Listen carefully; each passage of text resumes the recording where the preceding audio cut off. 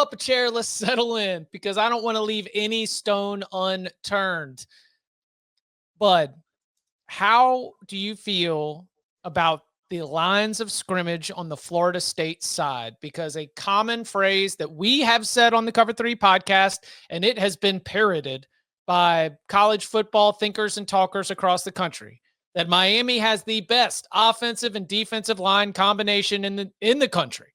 We were very early on trying to jump on this, whether it is that you've got Ruben Bain finally healthy, Akeem Messidor, the defensive line, the way that has been a dominant group. Alex Mirabal always has one of the best offensive lines in the country, and they certainly, give Carson Beck a ton of time to work through his progressions. So help me understand the Florida State side. What's the game plan? What needs to happen going up against one of the best trench teams in the country? Yeah, I don't think you feel good about that. Honestly, like Miami has better people than you do along lines of scrimmage at almost every spot. I think the real thing that gives you some hope there is that, what you run is something different, right? Like Notre Dame doesn't run the quarterback. They're a drop back team. Carr's not a real mobile guy. Yeah. Florida, obviously, like Lagway, especially since he looks hurt, is pretty much just immobile back there. USF has Brown, but like USF has group of 5 personnel still, so how many true dropbacks is Florida State going to run in this game? Miami has not really had to face a run threat at quarterback from a Power 4 team yet. And now they're going to face one of the best run threats in the country and a true 11-man run game. If I'm Florida State, I'm heavy tempo. I'm heavy option here. It's very clear from the way they call plays. They don't really trust Tommy Castellanos to drop back and read it, nor should they. That's not his strength, right? He's going to force feed it to Deuce, and it's Gus Malzahn's job to scheme everybody else open, as Miami probably has to roll covers to Deuce because Deuce has been playing extremely well. I think they have a real shot to score on Miami, though, right? Like we have not seen Miami have to play real disciplined on defense in terms of their run fits because you faced an Irish team, which, yes, has elite backs. Notre Dame's offensive line is not real good this year. It's not great, or it's not terrible. I'm just saying, like, it's not what it was in prior years. They're not as physical. Like I know they killed Arkansas, but to me, it looked like Arkansas quit, right? They kept the pedal down to their credit. But, in looking at that, I think that they can move the ball in Miami. I'm not saying Florida State's going to go out and win this game.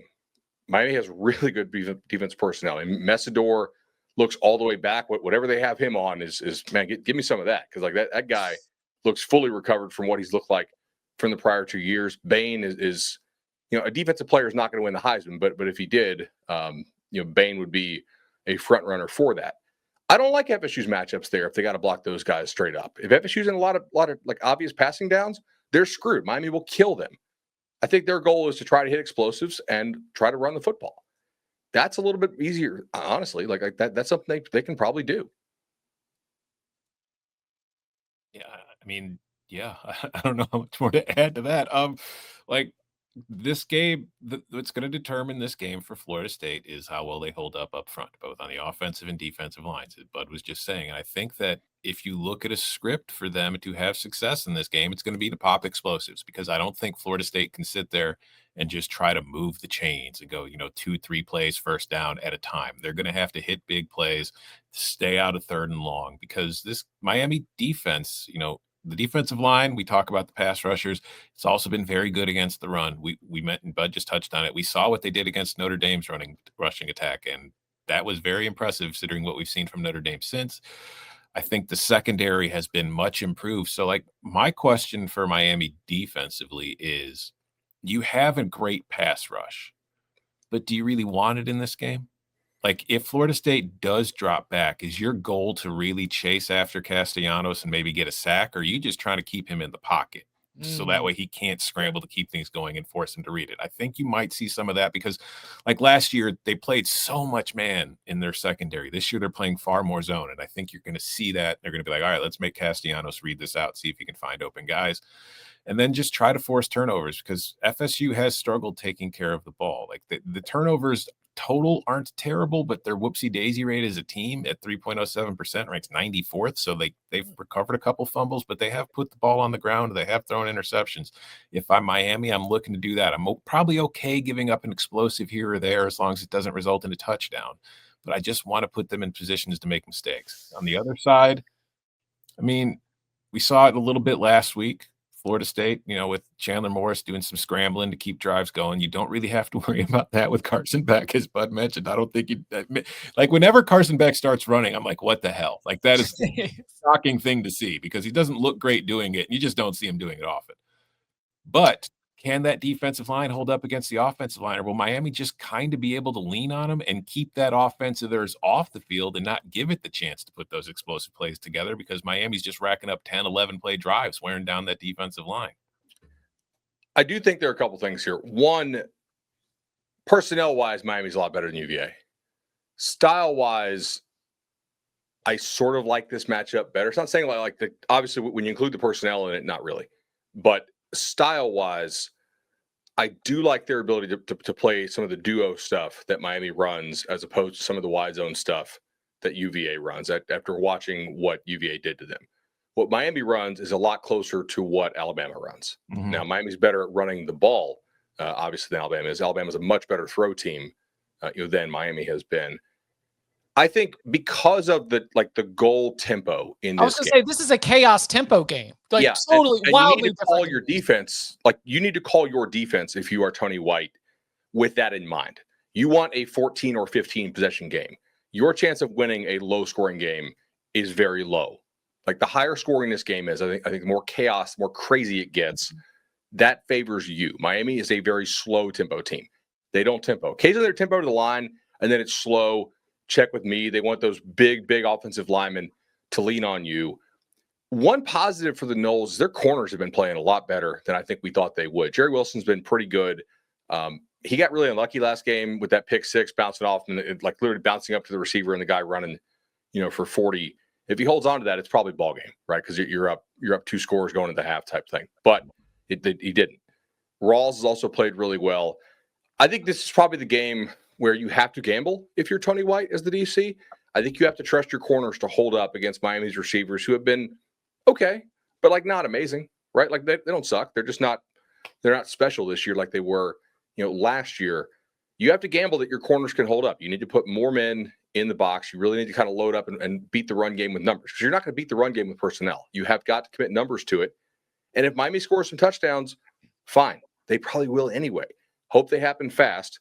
You'll trade some touchdowns if you're Tony White and you're Mike Norvell for some 3-and-outs and for some potential turnovers and for some hits on Carson Beck. What you can't have is these 7-minute drives where they score and you're not able to use your tempo offense to wear them down. I think this is a turbo tempo game for the whole time from Gus.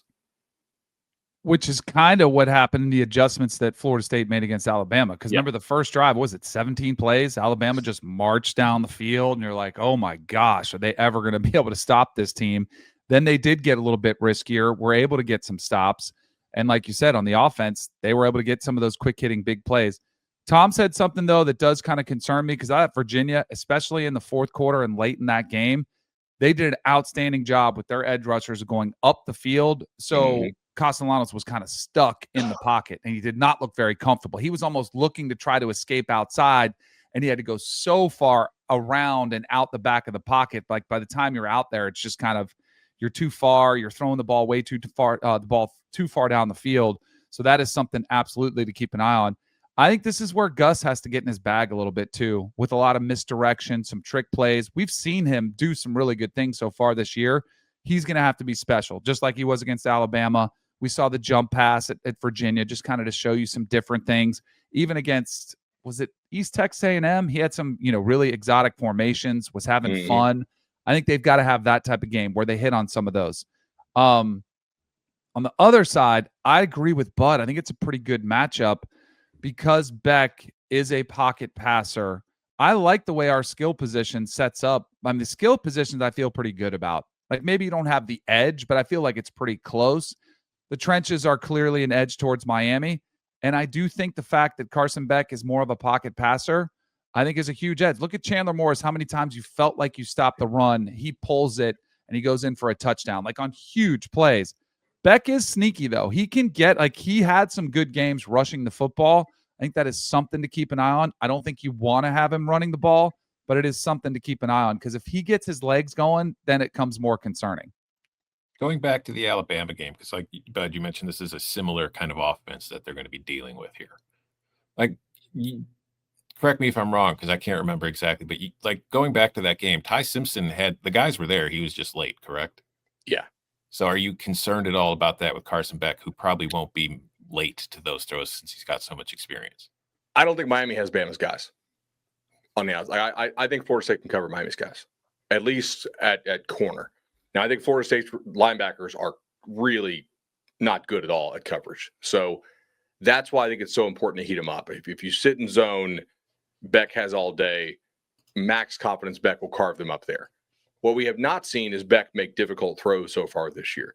Miami fans will tell you that that's because they've played all games in the rain. And they're right. Like they are factually correct that there has been rain or at least wet ball in all of Miami's games. Is that the reason that Beck, the ball's kind of, hanging up there on him a little bit? Or is that the guy had Tommy John surgery and maybe he's not all the way back? We don't really know. I think we're looking at good weather on Saturday, knock on wood, in Tallahassee. But that is kind of an unknown in this game. We don't really know how well he's going to throw it.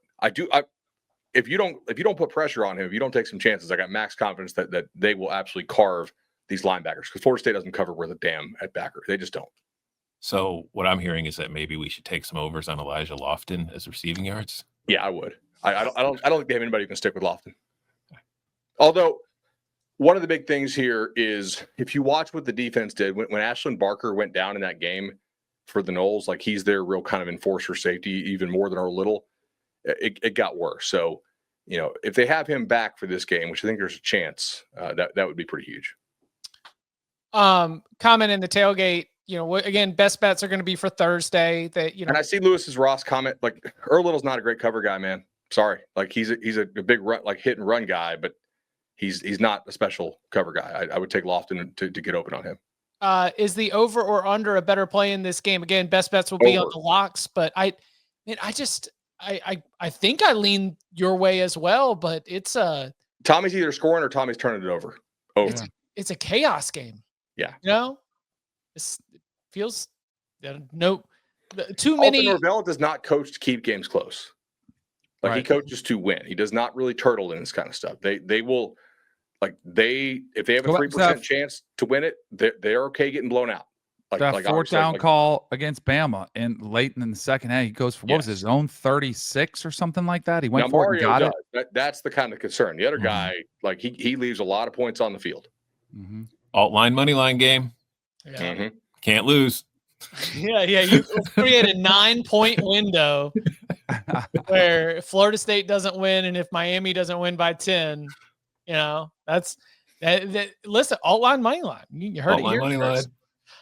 Danny, any other final word here from you in terms of just the ways that this thing will hinge? I mean, I'm not to go too knuckle draggy, but there's some big, Florida State, how do you respond to Miami? You're like, do you come out creaky? This is your first road game. You are coming out of an off week. Because Florida State's got a chance to come in, start hot, and all of a sudden Miami's like, oh crap, a 10-0 deficit, a 14-0 deficit. It's a game where I could see all outcomes until we start to get into it and see who starts to land the first couple punches.